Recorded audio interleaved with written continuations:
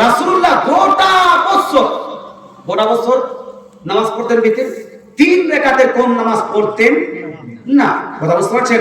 আমি একটা হাদিস দিচ্ছি, বুখারী, মুসলিম, তিরমিজি, নাসাঈ, আবু দাউদ, ইবনে মাজাহ সব জায়গায় হাদিসটা বরাবর ভাবে লিপিবদ্ধ আছে। এই হাদিসটা ওরাও দেন, রাসূলুল্লাহ সাল্লাল্লাহু আলাইহি ওয়াসাল্লামের প্রসঙ্গে আয়েশা সিদ্দিকা রাদিয়াল্লাহু তাআলা বলছেন, আমার রাসূল, আপনার রাসূল রমজান মাসে এবং রমজানের অন্যান্য মাসে আপনার 11 রাকাতের কম বা 11 রাকাতের বেশি নামাজ পড়তেন না। কত রাকাত? 11 রাকাতের বেশি নামাজ পড়তেন না, রমজান মাসে এবং রমজান মাসে বাহিরে। সম্মানিত মুসলিম সমাজ, এই নামাজটা গায়র মুকাল্লিদ ওয়াহাবীরা বলছে এটা হলো তারাবির নামাজ। কোন নামাজ? তারাবির নামাজ। এই 11 রাকাতের মধ্যে তাকে যখন জিজ্ঞেস করা হলো, ভাই কত রাকাত? ওরা বলছে 8 রাকাত হলো তারাবি আর 3 রাকাত হলো বিতির নামাজ। 3 রাকাত কি? বিতির নামাজ। এই নামাজটা প্রসঙ্গে যখন আমাদেরকে জিজ্ঞেস করবেন, আমরা বলবো এটা তারাবির নামাজ নয়, এটা হলো তাহাজ্জুদের নামাজ। কোন নামাজ? তাহাজ্জুদের নামাজ। রাসূলুল্লাহ সাল্লাল্লাহু আলাইহি ওয়াসাল্লাম তাহাজ্জুদের নামাজ পড়তেন 8 রাকাত, আর বাকি যে 11 রাকাতের মধ্যে 3 রাকাত বাকি থাকলো, এটা হলো কোন নামাজ? বিতির নামাজ। রাসূলুল্লাহ বিতির নামাজটাকে রেখে দিতেন, তাহাজ্জুদের পরে বিতিরে 3 রাকাত নামাজ পড়তেন। দাদু মুসলমান, আপনাকে বলতে চাই, আল্লাহ তাআলা রাসূলের এই হাদিস থেকে বোঝা যায়। আচ্ছা আপনি বলুন হুজুর, তাহলে তারা আলাদা বলছে একই যে হাদিস, তারা বলছে তারাবি, আপনি বলছেন তাহাজ্জুদ, কোনটাকে মানবো? আমি বলবো ভাই, কোনটাকে মানবেন একটু মনোযোগ সহকারে শুনুন। হাদিসে আছে রাসূলুল্লাহ সাল্লাল্লাহু আলাইহি সাল্লাম রমজান মাসে এবং রমজান মাসের বাহিরে 11 রাকাতের বেশি নামাজ পড়তেন না। বলুন তো এটা এমন একটি নামাজ হবে কি হবে না, যেই নামাজটা রাসূলুল্লাহ রমজানও করেছে, রমজানের বাইরেও করেছে? ধরুন, হ্যাঁ? আচ্ছা বলুন তো, ও আপনার তারাবি নামাজ রমজানের বাইরে পড়া যাবে? আপনারা শাওয়াল মাসে তারাবি পড়েন, কুরবানির মাসে না তারাবি পড়েন। এখন কি তারাবি পড়ছেন? কেউ যদি এখন তারাবি পড়তে চায়, সুন্নত হবে না বেদাত? এটা বেদাত হবে। এখন তারাবি পড়া চলবে না। আমার রাসূলুল্লাহ যেই নামাজের কথা বলছে, সেই আয়েশা সিদ্দিকা রাদিয়াল্লাহু তাআলা, বুখারী, মুসলিম, তিরমিজি, নাসাঈ, আবু দাউদ সব জায়গায় আছে। এখানে আছে রমজান এবং রমজানের বাহিরে রাসূলুল্লাহ 11 রাকাত করে নামাজ পড়তেন। এই নামাজটা তারাবি হতে পারে? তারাবি হতে পারে না। এটা এমন একটি নামাজ, যে নামাজটি রাসূলুল্লাহ গোটা বছর পড়েছেন। গোটা বছর রাসূলুল্লাহ যেটা স্পেশাল নামাজ পড়তেন, সেটা হলো তাহাজ্জুদ। সেটা কি? তাহাজ্জুদ। কারণ তাহাজ্জুদের নামাজ আমাদের জন্য হলো সুন্নাত বা মুস্তাহাব, কিন্তু রাসূলুল্লাহর জন্য ফরজ ছিল। জোরে বলেন সুবহানাল্লাহ। এটা জোরে বলেন না সুবহানাল্লাহ।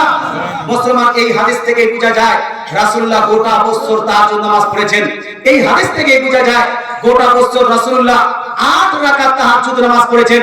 এই হাদিস থেকেই প্রমাণ হয় রাসূলুল্লাহ গোটা বছর বেতে নামাজ কত রাকাত পড়েছেন? 3 রাকাত। 3 রাকাতের কম নামাজ পড়েন নি। এবার আপনি যদি বলেন না আমি পড়বো, তো পড়েন না, মরবেন তখন বুঝবেন। হাইছা লোক, আমি পড়বো তো পড়ো। আমাদের শিক্ষা চলবে কার? মাস্টারের না রাসূলুল্লাহ? মৌলভী বর্তমান বলবেন না রাসূলুল্লাহ? রাসূলুল্লাহ শিক্ষা দিয়েছেন 3 রাকাত বিতির। এই প্রসঙ্গেও যারা শিক্ষিত ছেলে আছেন এখানে, আমি আপনাকে বলছি, আমার একটা বই আছে, হুজুর আপনি বইগুলো আপলোড করবেন না, হয়তো এরা পারবে না, আপনাদের যদি কোনো গ্রুপ থাকে বা ছেলেদের কোনো থাকে পাঠিয়ে দিবেন। এই প্রসঙ্গে আমার গোটা একটা বই লেখা আছে।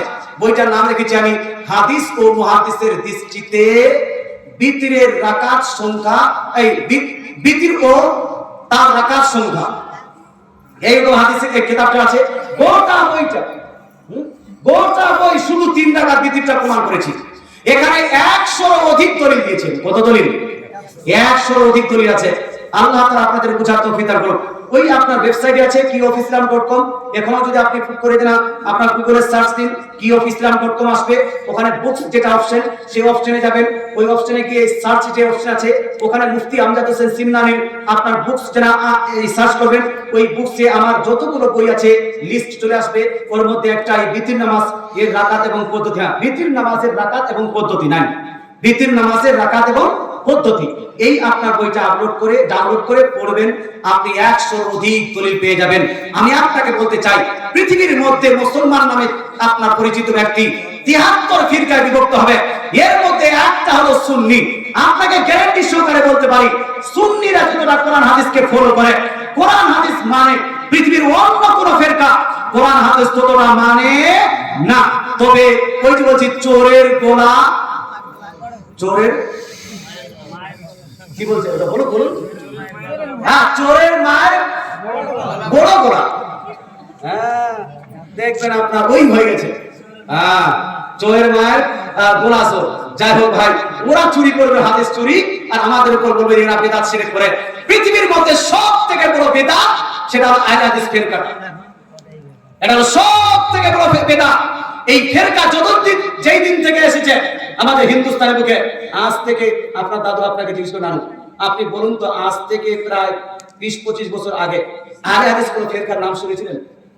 হানফি সাইফি তো শুনেছেন, হানফি সাইফি হ্যাঁ শুনেছেন, হানফি মুহাম্মাদি শুনেছেন, হ্যাঁ, কিন্তু হানফি আর আহলে হাদিস কোন ফিরকার নাম শুনেছেন না।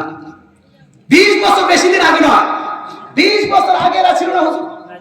আর এরা যখন থেকে এসেছে তখন থেকে বেশি এই মুসলমানদের মধ্যে ঝামেলা বেড়েছে কি বাড়েনি? হ্যাঁ, দোয়া নিয়ে ঝামেলা, কবর জিয়ারত নিয়ে ঝামেলা, চল্লিশা নিয়ে ঝামেলা, চাহারুন নিয়ে ঝামেলা, এই 20 বছরে হচ্ছে এটা। আজান দেওয়া চলবে না, এক রাকাত দিতে চলবে, ইত্যাদি ইত্যাদি। মুসলমান আপনাকে বুঝায়, সব থেকে বড় ফিরকা বিদআত ফিরকা হলো আহলে হাদিস ফিরকা। সেই ফিরকা থেকে বেঁচে থাকবেন, আহলে সুন্নাত ওয়াল জামাতের উপর প্রতিষ্ঠিত থাকবেন। আল্লাহ তাআলা আমাদের বুঝার তৌফিক দান করুন, আমল করার তৌফিক দান করুন। ভাই, আপনারা যারা গুদুর করছেন, যদি মনে করেন না 20 বছর আগেও ছিল, সৌদি আরবে আহলে হাদিস ছিল, দেখান আপনি সৌদি আরবে কোন মুহাদ্দিস বলেছে যে আমরা আহলে হাদিস? না, এখনো সৌদি আরবে কোন লোক বলে না যে আমরা আহলে হাদিস। মিশরের কেউ কোন লোক বলে না আমরা আহলে হাদিস। আপনার ইরাকের কোন লোক বলে না আমরা আহলে হাদিস। তুর্কির কোন লোক বলে না আমরা আহলে হাদিস। ইয়ামান এবং ওমানের কোন লোক বলে না যে আমরা আহলে হাদিস। মুসলমান সবাই বলে আমরা আহলে সুন্নাহ। জোরে বলেন সুবহানাল্লাহ। মুসলমান আমাদের দেশে এটা হানা দিয়েছে, কোন ফিরকা যেটা আসলো আল্লাহকেই ভালো মুসলমান খবরদার সতর্ক থাকবেন। যখন থেকে মাস্টার ডাক্তার না খোল লাগতে বারবারানি উঠেছে, যখন থেকে এরা ইসলাম ধর্মে আক্রমণ করতে শুরু করেছে, তখন থেকে এই ফিরকা আবির্ভাব হয়েছে। আল্লাহ তাআলা এই ফিরকা থেকে দূরে থাকা তৌফিক দান করুন, সঠিক মত এবং পথের উপর চলার তৌফিক দান করুন। আমিন।